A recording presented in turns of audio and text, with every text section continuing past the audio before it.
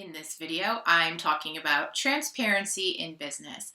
Who are we when nobody's looking? That's transparency. Trust, patience, selflessness, generosity, kindness, loyalty.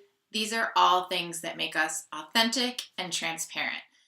About 2 hours ago, I did my first YouTube live stream on the topic of transparency, and it was pretty much an epic fail when I watched the video back. So I've put together this new video because I feel like there was a lot that I missed, but at the same time, I think instead of deleting it, I'm just going to leave it up there because it really shows that everybody is vulnerable, and that's okay because your audience needs to know that you're still human. Oh my goodness.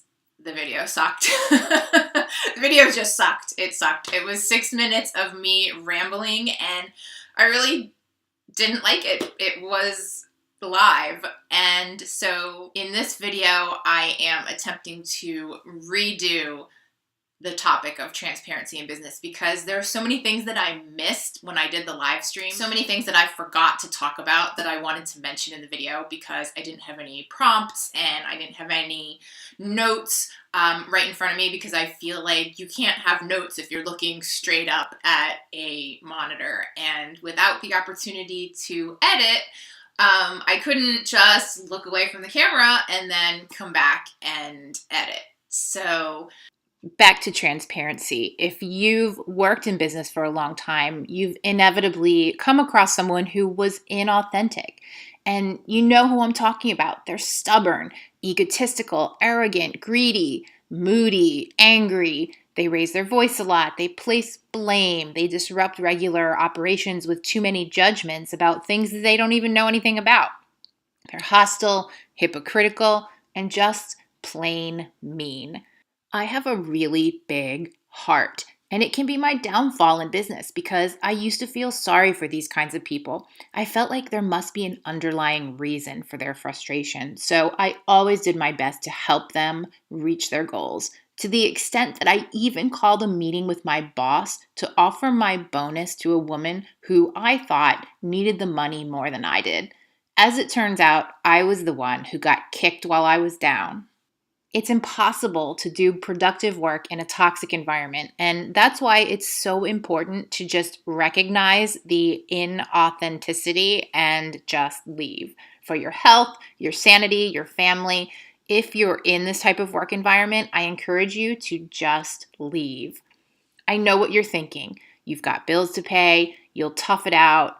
In fact, I did that. I did that 2 times in the last 20 years where I was working and I thought that I couldn't just leave. It doesn't matter whether it's a small business or a large corporation. This kind of inauthentic behavior can happen anywhere. It can happen in person or online. And this is where the importance of the story of the Velveteen Rabbit comes in.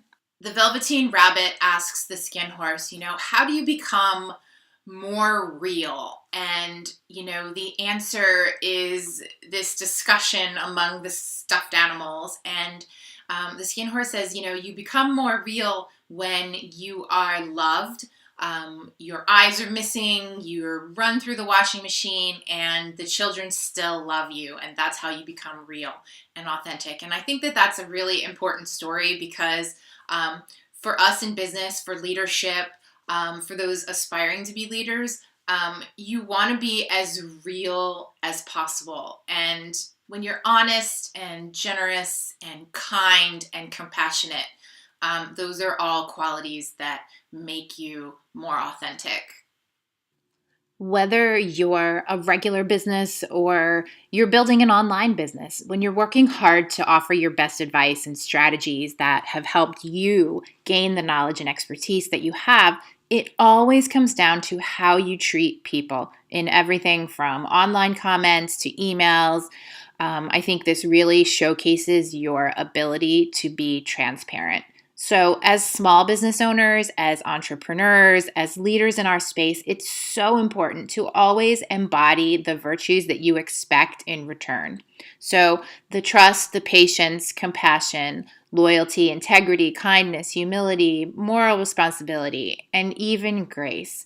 These are all qualities that most of us aim for, but Let the actions of what you do online embody those qualities, and your community will follow.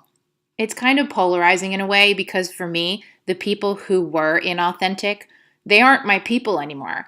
I don't interact with them and they continue to push away customers. And the lesson for me out of all of that is that I know in my heart and soul that that is not the way I want to grow my business.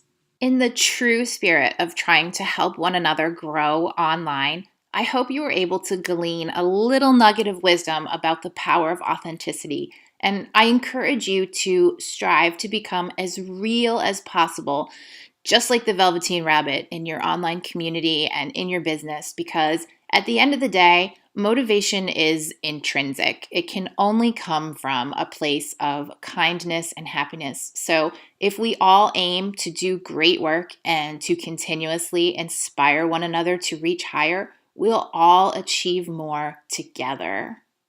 One of the books that I absolutely love is called Take Your Soul to Work, and I will put a link to this book on Amazon in the comments below.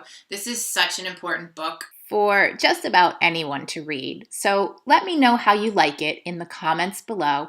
And if this is your first time watching, don't forget to click that subscribe button in the lower right-hand corner of your screen so you don't miss out on my best tips and strategies for growing your blog or online business.